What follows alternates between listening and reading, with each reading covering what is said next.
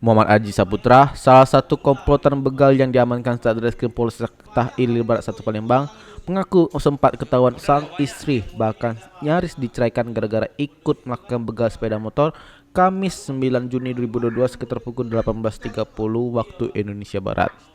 Dari pengakuannya, Muhammad Aji Saputra terlibat secara langsung dalam aksi begal. Telah 9 kali melancarkan aksi, ia berperan menjadi pembeli dari hasil jarahan rekan-rekannya. 9 titik tersebut diantaranya dilakukan di Jalan Gubernur Haji Asnawi Mangku Alam, Simpang Bandara, Jalan Angkatan 45, Jalan Dwi Korah, kawasan Bekenten, dan kawasan Demang Lebar Daun Palembang. Haji mengaku nekat ikut dalam aksi komplotan begal bersenjata tajam tersebut lantaran tak memiliki pekerjaan. Sementara itu, ia memiliki tanggungan untuk menafkahi istri dan 2 orang anaknya yang masih balita.